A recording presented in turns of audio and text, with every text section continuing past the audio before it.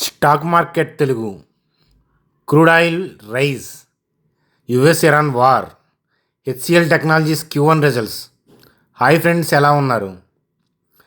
Crude oil మళ్ళా పెరిగింది.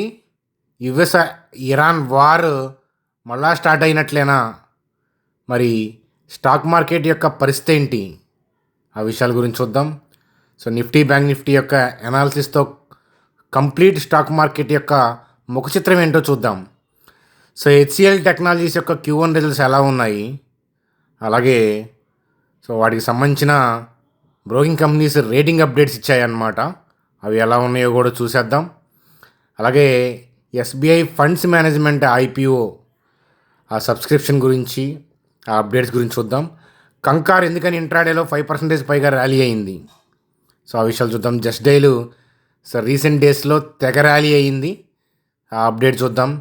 Bajaj consumer ఎందుకని 12% డిప్ కొట్టింది, సో ఇత్యాది విషయాలు చూస్తూ బ్యాంక్ నిఫ్టీ యొక్క కథా చిత్రంతో ఈ స్టాక్ మార్కెట్ తెలుగు వీడియోని సింపుల్గా ముగిద్దాం. చూడండి ఫ్రెండ్స్, వీడియోలోకి వెళ్ళే ముందు మన ఛానల్ వీడియోని, అంటే చాణక్య స్టాక్ ట్రేడర్స్ వీడియోని లైక్ చేద్దాం. కొత్త వాళ్ళు అయితే సబ్స్క్రైబ్ చేసుకొని బెల్ ఐకాన్ క్లిక్ చేసుకొని పెట్టుకోండి, మన ఛానల్ మీకు పనికి వస్తుంది. చూడండి ఫ్రెండ్స్, స్క్రీన్ మీద నిఫ్టీ యొక్క లాస్ట్ 2-3 మంత్స్ డేటా కనిపిస్తూ ఉంది. ఎస్పెషల్లీ లాస్ట్ 1 మంత్ డేటా చూస్తే కనుక చూడండి, వార్ ఎండ్ చేస్తాము, చర్చలు, అలాగే కాల్పుల విరమణ, సీజ్ ఫైర్, ఇట్లాంటి టాక్స్తో స్టాక్ మార్కెట్లో ఏంటంటే ర్యాలీ అనేది స్టార్ట్ అయింది. చూడండి, గ్యాప్తో ర్యాలీ స్టార్ట్ అయింది. సో దట్టు ఏంటంటే క్రూడ్ ఆయిల్లో కూడా ఫాల్ డౌను. చూడండి సార్, మన ఎకానమీ అనేది మేజర్గా డిపెండ్ అయి ఉంది క్రూడ్ ఆయిల్ ప్రైస్ మీద కదా. క్రూడ్ ఆయిల్ మీద బాగా డిపెండ్ అయి ఉన్నాం మనం. So crude oil price fall అవటం, అలాగే యుద్ధ విరమణ, చర్చలు, అలాగే సీజ్ ఫైర్, ఇట్లాంటి అప్డేట్స్తో వచ్చిన ర్యాలీ రీసెంట్గా మనం చూసాం. లాస్ట్ 1 మంత్ 2 మంత్స్ డేటా చూస్తే మీకు క్లియర్గా అర్థమవుతుంది. సో అట్లాగే ఏంటంటే సౌత్ కొరియా మార్కెట్ పడ్డప్పుడు హైయర్ లెవెల్లో మనకి ప్రాఫిట్ బుకింగ్, మన మార్కెట్ కూడా రియాక్ట్ అయ్యింది, కానీ దాని తర్వాత ర్యాలీ అవ్వటం. అలాగే గ్లోబల్ మార్కెట్స్లో చిన్న చిన్న అలజడి వచ్చినప్పుడు హైయర్ లెవెల్లో మనకి ప్రాఫిట్ బుకింగ్. కానీ మనకి Q1కి సంబంధించిన మేజర్ కంపెనీస్, అంటే నిఫ్టీలో మేజర్ కంపెనీస్ అయిన HDFC బ్యాంకు, యాక్సిస్ బ్యాంకు, వీటి యొక్క Q1 అప్డేట్స్ మంచిగా రావటం, రిజల్ట్స్ అనౌన్స్ చేసిన TCS ఇట్లాంటి ఇత్యాది కంపెనీల యొక్క ఎర్నింగ్స్ బాగుండటం, గైడ్లైన్స్లు, వాళ్ళు చేసిన కామెంట్లు కూడా బాగుండటంతో మార్కెట్లో అప్ ట్రెండ్ అనేది కంటిన్యూ అయింది. సో మరలా ఏంటంటే యుద్ధానికి సంబంధించిన బాంబ్ బ్యాటింగ్ జరుగుతున్నప్పుడే మనకి క్యాండిల్స్లో డ్రాపు, దట్టు ఎస్పెషల్లీ మీకు క్యాండిల్లో హెవీ డ్రాప్ కనపడ్డప్పుడల్లా క్రూడ్ ఆయిల్ ప్రైస్ మీరు అబ్జర్వ్ చేస్తే కనుక బాగా ర్యాలీ అయ్యి కనిపిస్తూ ఉంది. సో మళ్ళీ ఏంటంటే మార్కెట్ వేచి చూచింది. సో మళ్ళీ సద్దుమణిగేటట్లు కామెంట్స్ చేయడంతో, సో ఇరాన్ చర్చలకి అనుకూలంగా ఉందని ట్రంప్ కామెంట్స్ చేయడంతో, సో అట్లాగే ఏంటంటే మనకి రిమైనింగ్ కంపెనీస్ కూడా ఏదైతే ఎర్నింగ్స్ అప్డేట్స్ ఇచ్చాయో మేజర్ కంపెనీస్ అన్నీ కూడా మంచిగా రావడంతో సో మన మార్కెట్లో అప్ ట్రెండ్ అయితే కనుక ఎట్ ప్రెజెంట్ చెడిపోలేదు అని చెప్పి క్లియర్గా మీ అందరికీ తెలిసిందే. అప్ ట్రెండ్ అంటే మార్కెట్ ఓవరాల్గా పైకి వెళ్ళాలనే ఇంటెన్షన్లో అయితే కనుక ఇప్పటివరకు మార్పు లేదు. సో ఈరోజు ఏం జరిగింది అని అంటే మ్యాక్రో డేటాలో మళ్ళా చేంజ్. సో మళ్ళీ ఏంటంటే బాంబ్ బ్యాటింగ్, అంటే యుద్ధానికి సంబంధించిన బాంబ్ బ్యాటింగ్ అనేది జరుగుతూ ఉంది. చూడండి, బ్రెంట్ క్రూడ్ చూస్తే కనుక $86 పర్ బ్యారెల్కి పెరిగిపోయింది, ఒక్కసారిగా చేంజ్. చూడండి, ఈ రీసెంట్ వీడియోస్లో డిస్కస్ చేసుకున్నాం, $70 పర్ బ్యారెల్కి పడిపోయింది బ్రెంట్ క్రూడ్, శుభసూచకం అనుకున్నాం. సో అంతలోనే మళ్ళీ స్లోగా పెరుగుతా ఏంటంటే చూడండి ఎంతలా ట్రేడ్ అవుతుందో. ఇప్పుడు ఇది లైవ్ డేటా మనం చూస్తుంది. బ్రెంట్ క్రూడ్ చూడండి $86 పైన ట్రేడ్ అవ్వటం అంటే పర్ బ్యారెల్. చూడండి మళ్ళీ ఏంటంటే క్రూడ్ ఆయిల్ ర్యాలీ అవ్వటం, సో మనకి ఏషియన్ మార్కెట్స్ అన్నీ కూడా డల్ అవ్వటం. సో అలాగే మన మార్కెట్ కూడా ఏంటంటే గ్యాప్ డౌన్ మార్కెట్, కాస్త రికవరీ వచ్చినట్లు కనిపించిన ఇనీషియల్ మూమెంట్లో హైయర్ లెవెల్ నుంచి సెల్లింగ్ వచ్చింది. సో క్లియర్గా ఏమర్థం అవుతుంది అని అంటే మ్యాక్రో డేటాలో చేంజెస్ వస్తే మార్కెట్లో తేడా ఉంటుంది. మరి వార్ కంటిన్యూ అవుతుందా ఫర్దర్గా చెప్పలేము. మరి ఫర్దర్గా క్రూడ్ ఆయిల్ పెరుగుతుందా లేదా అని అంటే వార్ కంటిన్యూ అయితే పెరుగుతుంది. సో వారికి సంబంధించిన పాజిటివ్ అప్డేట్స్ ఏదైనా వచ్చినాయి అనుకోండి, అంటే ఆపేయటం కానీ చర్చలకు సంబంధించిన అప్డేట్స్ మంచిగా వచ్చినాయి అనుకోండి. సో మళ్ళీ ఏంటంటే యథావిధిగా మార్కెట్ ఇప్పుడున్న అప్ ట్రెండ్ని కంటిన్యూ చేస్తుంది. ఇప్పటికైతే కనుక ట్రెండ్ని సో అంటే పైకి వెళ్ళాలనే ఉద్దేశం అయితే కనుక మార్పు లేదు. కాకపోతే ఏంటంటే అక్కడ వార్ జరుగుతున్నప్పుడు క్రూడ్ ఆయిల్ పెరుగుతున్నప్పుడు ఏంటంటే టెంపరీ ప్రాఫిట్ బుకింగు, గ్లోబల్ క్యూస్కి తగ్గట్టుగా డిప్ కొట్టడం. సో మన మార్కెట్ కూడా గ్లోబల్ క్యూస్కి తగ్గట్టుగా వంతపాడుతూ ఉంది అదనమాట. సో అలాగే ఏంటంటే ఈ యుద్ధ పరిస్థితి కొనసాగితే కనుక మళ్ళా క్రూడ్ ఆయిల్ కనుక పెరిగితే కనుక సో మళ్ళా బ్రాడ్ పిక్చర్లో చేంజ్ రావచ్చు. సో అది చేంజ్ వస్తుంటే కనుక మనం వీడియోస్లో మనం ఏంటంటే మన సబ్స్క్రైబర్స్ కోసం ఏంటంటే యథావిధిగా మనం డిస్కస్ చేసుకుందాం అనమాట. అది సో అట్ ప్రజెంట్ అయితే ఇదంతా ర్యాలీసు. సో ఇవి గ్లోబల్ క్యూస్లో ఉన్న అనిశ్చితి వల్ల అలాగే ఏంటంటే హైయర్ లెవెల్లో ప్రాఫిట్ బుకింగ్ కూడా కొన్ని సందర్భాల్లో మనం చూసామన్నమాట. అది సో కాబట్టి ఈ వారే మార్కెట్ని బాగా డిసైడ్ చేస్తుంది. సో ఈ వార్ స్టార్ట్ అయిన దగ్గర నుంచి ఈ డే వరకు హెవీగా యాక్టివ్గా స్టాక్ మార్కెట్లో ట్రేడ్ చేసిన వాళ్ళు చాలా నష్టపోయి ఉంటారు. సో ఇలా వార్కి బాగా రియాక్ట్ అవుతున్నప్పుడు ఏ డే ఏం జరుగుతుందో తెలియదు కదా. అది సో అలాంటి అప్డేట్స్ ఉన్నప్పుడు ఏంటంటే మార్కెట్ అనేది అన్ప్రెడిక్టబుల్ మూవ్స్ ఇస్తుంది. బ్రాడ్ పిక్చర్ మీకు తెలిసినా ట్రేడింగ్ పాయింట్ ఆఫ్ వ్యూలో ఏంటంటే సో 2-3 డేస్ పాయింట్ ఆఫ్ వ్యూలో ఎవరైతే స్పెక్యులేట్ చేసి ట్రేడ్ చేస్తూ ఉంటారో అట్లాంటి వాళ్ళు ఇట్లాంటి మార్కెట్లో ఏంటంటే హెవీగా నష్టపోతూ ఉంటారు. సో అదనమాట. సో ఇట్లాంటి మార్కెట్లో నేనైతే కనుక ట్రేడింగ్ పాయింట్ ఆఫ్ వ్యూలో అయితే కనుక నేను వ్యక్తిగతంగా దూరంగా ఉంటాను. సో మీరు మీ ఇష్టం అని చెప్తానమాట. అది మీరు మీ ఫైనాన్షియల్ అడ్వైజర్ ఇష్టం అనమాట. సో ఓవరాల్గా అయితే కనుక మార్కెట్ సో ఇక్కడ క్రూడ్ ఆయిల్ పెరిగిన దానికి తగ్గట్టుగా ఏషియన్ మార్కెట్స్ ఫాల్ అయిన తగ్గట్టుగానే రియాక్ట్ అయింది తప్ప సో మన మార్కెట్ యొక్క ఫ్లోని అయితే కనుక అట్ ప్రజెంట్ చెడగొట్టలేదు. అది చెడగొడుతుంటే కనుక బ్రాడ్ డైరెక్షన్ కిందకి వెళ్ళేలాగా అక్కడ ట్రెండ్ ఏదైనా ఉంటే కనుక మనం వీడియోస్లో ఏంటంటే ఖచ్చితంగా మన సబ్స్క్రైబర్స్ కోసం డిస్కస్ చేసుకుందాం అనమాట. సో అది కాబట్టి సబ్స్క్రైబ్ చేసుకొని పెట్టుకోండి, మీకు పనికొస్తుంది. అలాగే SBI funds management IPO so day 1 వచ్చేసరికి 57% సబ్స్క్రైబ్ అయ్యింది. సో చూడండి జూలై 14th to 16th అనమాట, ఇంకా 2 days ఉంది. సో అలాగే price band 545 to 574 per share, హైనే కోడ్ చేస్తారు కదా. సో అలాగే ఏంటంటే చూడండి ఫ్రెండ్స్, ఐపీఓస్ పాయింట్ ఆఫ్ వ్యూలో ఈ ఐపీఓ గురించి కాదు, ఎప్పుడైనా సరే ఐపీఓ మీరు అప్లై చేసుకొని అలాట్మెంట్ కావాలి అనుకోండి, గ్యారంటీ అనేది ఉండదు కానీ ఛాన్సెస్ హై కావాలనుకోండి, మీరు ఒక్క డీమ్యాట్ అకౌంట్తో చేస్తే అవ్వదు. సో నాకు 4 డీమ్యాట్ అకౌంట్లు ఉన్నాయి అనుకోవచ్చు, కానీ పాన్ నెంబర్ ఒకటే కదా. అందువల్ల ఏంటంటే సో అది ఎప్పుడైనా సరే ఏదైనా ఈ ఐపీఓ కాదు ఏ ఐపీఓ అయినా సరే మీరు కనుక అప్లై చేసుకోవాలన్నప్పుడు మల్టిపుల్ డీమ్యాట్స్తో చేసుకోవాలి. మీ ఫ్యామిలీ మెంబర్స్, ఫ్రెండ్స్ అట్లా అనమాట. ఫ్రెండ్స్ అంటే మళ్ళీ ఎవరికో డబ్బులు ఇచ్చి చేసుకోలేరు అదనమాట. కాబట్టి ఏంటంటే ఎవరైనా మీకు డీమ్యాట్ అకౌంట్ ఉన్నా మీ ఫ్రెండ్స్కి ఫ్యామిలీ మెంబర్స్కి లేకపోతే ఇక్కడ లింక్ రిఫర్ చేయొచ్చు అనమాట. చూడండి ఇక్కడ జెరోదా ఏంజల్ లింక్స్ ఇచ్చాను, చూడండి ఇక్కడ డీమ్యాట్ లింక్స్ ఇచ్చాను. సో మీరు ఏ లింక్ అయినా ఓపెన్ చేసుకొని సో మొబైల్ నెంబర్ ఎంటర్ చేసి ఓటీపీ ఎంటర్ చేస్తే అకౌంట్ ఓపెనింగ్ ప్రాసెస్ అనేది 10 minutes అదనమాట. కాబట్టి మీకు లేకపోయినా మీ ఫ్రెండ్స్కి ఫ్యామిలీ మెంబర్స్కి లేకపోయినా ఇట్లాంటి ఐపీఓస్ అప్పుడైనా పనికొస్తాయి అనమాట మీ ఫ్యామిలీ మెంబర్స్కి ఉంటే. కాబట్టి మన లింక్స్ ద్వారా అకౌంట్ ఓపెన్ చేస్తే కనుక క్రియేట్ చేసిన ఐడిని మా టీం నెంబర్కి వాట్సాప్ చేయండి. వాళ్ళ బ్రోకింగ్ కంపెనీ నుంచి ఏదైనా అప్డేట్స్ ఉంటే మీకు ఇన్ఫామ్ చేస్తాను. అట్లాగే ఇక్కడ ఫ్రీ టెలిగ్రామ్ లింక్ ఉంది, జాయిన్ అవ్వండి. ఏదైనా మార్కెట్కి సంబంధించిన అప్డేట్సే ఎప్పుడన్నా ఇస్తాను, కానీ సో మీకు మన ఛానల్ పేరు మీద డూప్లికేట్స్ ఉంటాయి, వాళ్ళు మనీ అడుగుతూ ఉంటారు, చాలా జాగ్రత్తగా ఉండండి. సో అందువల్ల ఈ లింక్ ద్వారానే జాయిన్ అవ్వండి. మనం ఎట్టి పరిస్థితుల్లో మనీ ఛార్జెస్ అనేవి వసూలు చేయము.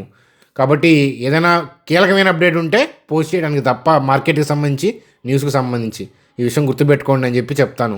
ఛానల్ టెలిగ్రామ్ లింకు ఇక్కడ ఉంది, దీనిపైన చాలా డూప్లికేట్స్ ఉంటాయి, చాలా జాగ్రత్తగా ఉండాలి మీరు. అలాగే కంకార్ షేరు సో ఎందుకని 5% ర్యాలీ అయింది అని అంటే జూన్ క్వార్టర్కి సంబంధించి కంటైనర్ వాల్యూమ్స్ 9% పెరిగాయంట.